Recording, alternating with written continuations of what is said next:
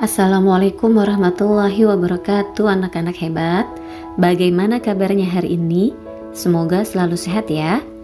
Anak-anak hebat kelas 2 sudah siap belajar tematik hari ini? Nah, hari ini kita akan belajar tema 1, subtema 1, yaitu tentang hidup rukun di rumah. Sebelum kita memulai pelajaran, sekarang kita berdoa terlebih dahulu. Semoga ilmu yang kita dapatkan bisa bermanfaat bagi kita semua. Amin. Bismillahirrahmanirrahim. Rabbi zidni ilma warzuqni fahma. Yang pertama, kita akan membahas materi PPKN yaitu KD 3.1.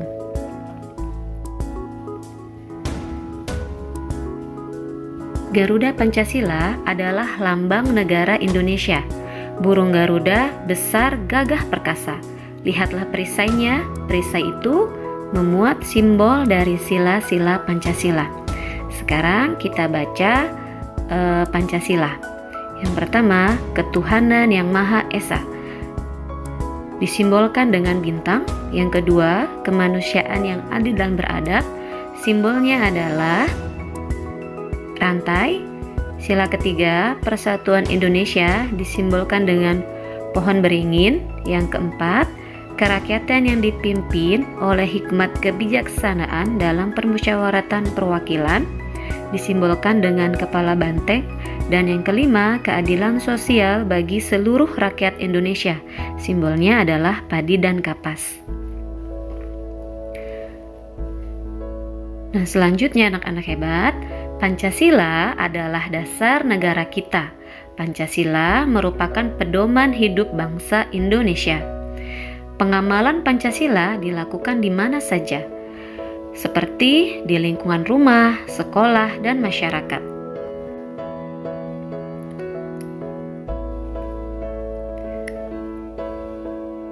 Pengamalan sila pertama dan kedua Pancasila. Contoh pengamalan sila pertama Pancasila. Yang pertama, berdoa sebelum makan. Yang kedua, beribadah bersama keluarga. Sedangkan contoh pengamalan sila kedua Pancasila, yang pertama, membantu adik belajar, dan yang kedua, membantu teman yang mengalami kesulitan. Coba kalian perhatikan gambar berikut ini. Nah, di sini adalah gambar-gambar tersebut menunjukkan pengamalan sila pertama Pancasila. Gambar tersebut bercerita tentang pengamalan ketika beribadah bersama keluarga.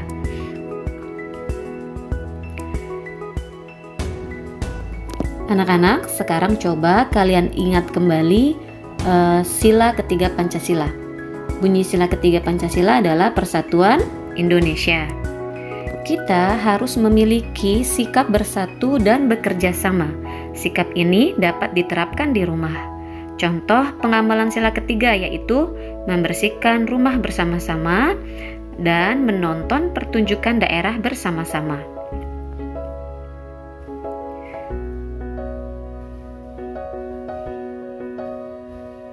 Sikap saling menghargai diperlukan untuk menjaga kerukunan di rumah. Ayah menghargai pendapat ibu, begitu pula sebaliknya. Kakak menghargai pendapat adik, begitu pula sebaliknya. Orang tua menghargai pendapat anak, begitu pula sebaliknya. Nah, coba kalian perhatikan percakapan di bawah ini ya.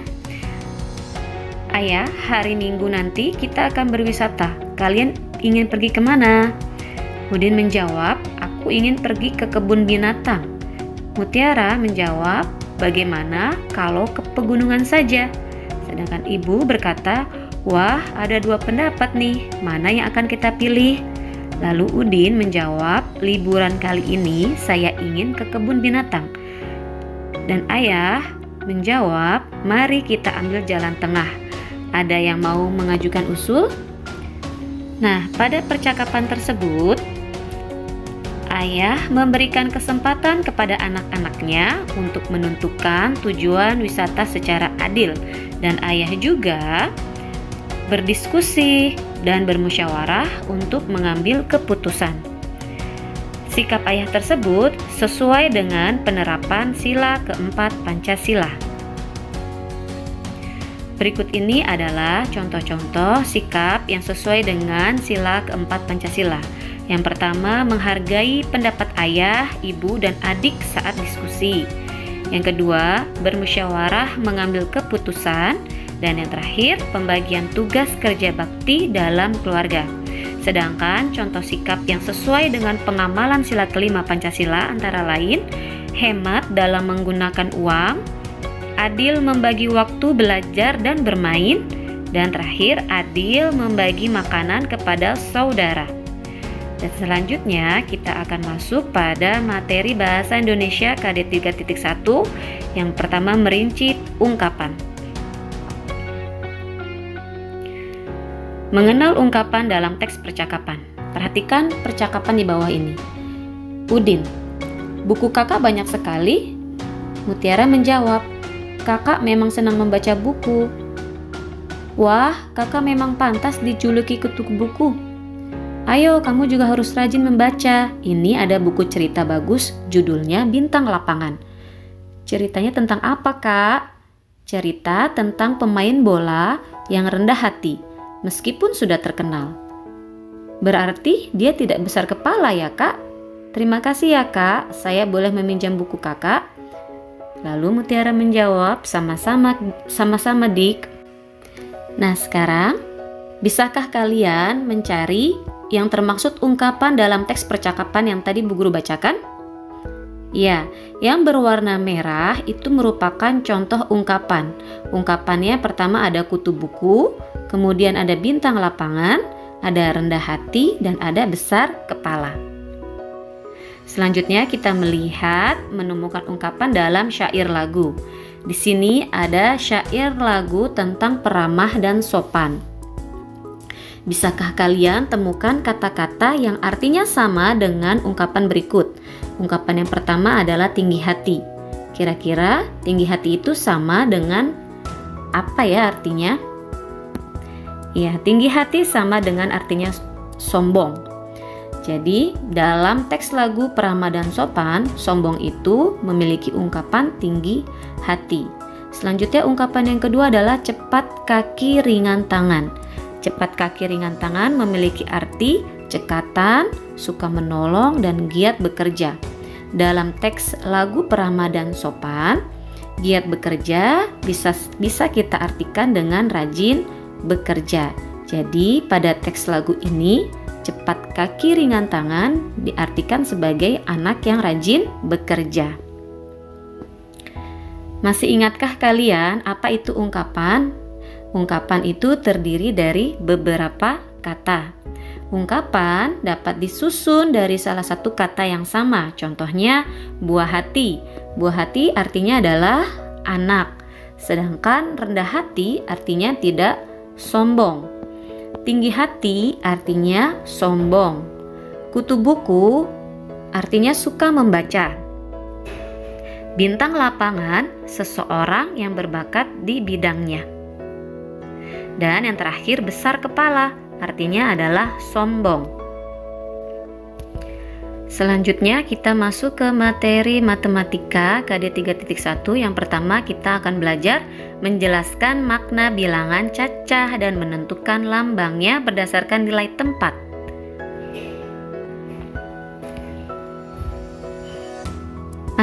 Perhatikan gambar berikut ini. Yang pertama adalah gambar kubus satuan atau kita sebut sebagai satu kubus satuan.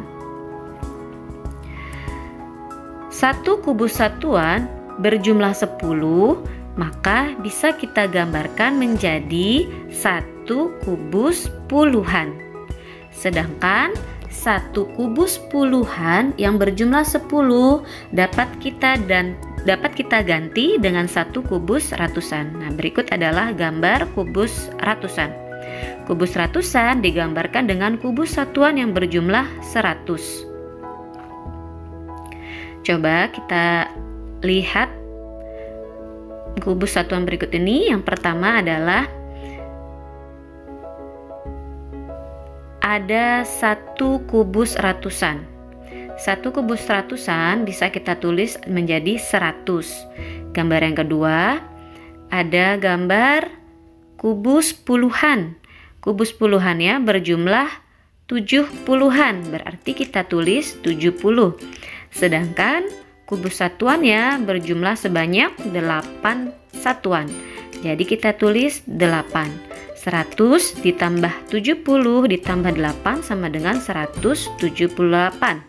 Banyaknya kubus ada 178. Dibaca 178. Selanjutnya, membaca dan menyebutkan lambang bilangan. Perhatikan gambar ya. Di gambar tersebut, Udin meraih juara pertama lomba menggambar. Perhatikan nomor peserta Udin yaitu 232. 232 sama dengan 200-an ditambah 30-an ditambah 2 satuan. Nah, lihat kita gambar kubus satuannya. Yang pertama ini ada kubus ratusan. Kubus ratusannya berjumlah 2, jadi 200-an. Sehingga kita tulis 200. Dan lihat kubus puluhannya ada berapa? Ya, kubus puluhannya ada 3. Berarti 30-an ditulis 30. Dan kubus satuannya ada 2 satuan. Jadi kita tulis 2. 200 ditambah 30 ditambah 2 sama dengan 232. 232 dibaca 232. Menentukan nilai tempat suatu bilangan. Angka-angka penyusun suatu bilangan menunjukkan nilai tempatnya. Setiap angka pada bilangan memiliki nilai yang berbeda tergantung tempatnya. Coba kita lihat di sini ada angka 21. 21 itu terdiri dari angka 20-an dan 1 satuan. 21 terdiri atas 20-an dan 1 satuan. 21 sama dengan 20-an ditambah 1 satuan.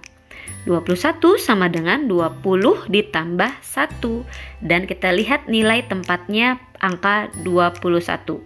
Angka 1 di tempat satuan nilainya adalah 1. Sedangkan angka 2 di tempat puluhan nilainya adalah 2. Kita lihat contoh selanjutnya ya. Di sini ada angka 121. Kita lihat kubus ratusannya. Ada 100-an atau 100, ada 20-an atau 20 dan ada kubus satuannya berjumlah 1. Jadi 121 terdiri atas 100-an, 20-an, 1 satuan. 121 sama dengan 100-an ditambah 20-an ditambah 1 satuan. 121 sama dengan 100 ditambah 20 ditambah 1. Sekarang kita lihat nilai tempatnya ya. 121, angka 1 paling belakang. Angka 1 di tempat satuan nilainya adalah 1. Angka 2 di tempat puluhan nilainya 20. Angka 1 di tempat ratusan nilainya 100. Sekarang kita akan belajar mengenai nama dan lambang bilangan. Menulis lambang bilangan. Yang pertama 117. Ingat ya anak-anak, kalau lambang bilangan itu kita tulis dengan menggunakan angka. Kalau 117 berarti lambang bilangannya adalah 117. Jadi 117. Dan yang kedua 246. Berarti lambang bilangannya adalah 246. 246. Lambang bilangan menggunakan angka. Sedangkan nama bilangan menggunakan huruf. Kita lihat menulis nama bilangan. Bilangan yang pertama ada 632. Nama bilangannya adalah 632. 632 dibaca 632. Dan bilangan yang kedua ada 805. Dibaca 805. Selanjutnya kalian bisa mengerjakan latihan yang terdapat pada buku tema 1 subtema 1 PPKN halaman 36. Yang dikerjakan adalah nomor 1 dan 5 saja. Bahasa Indonesia. Pada bagian ayo berlatih, kalian bisa mengerjakan halaman 37 sampai 38 menulis arti ungkapan, dan yang terakhir matematika dikerjakan pada halaman 31 menulis lambang dan nama bilangan. Alhamdulillahirobbilalamin. Pembelajaran tema 1 subtema 1 sudah Bu Guru jelaskan. Terima kasih untuk kalian semua yang sudah menyimak video pembelajaran Bu Guru. Semoga Allah selalu memberikan kemudahan kepada kita semua untuk kalian mengerjakan soal-soalnya. Bu Guru tutup dengan doa kafaratul majelis. Subhanakallahumma wa bihamdika asyhadu an la ilaha illa anta astaghfiruka wa atubu ilaik. Wassalamualaikum warahmatullahi wabarakatuh.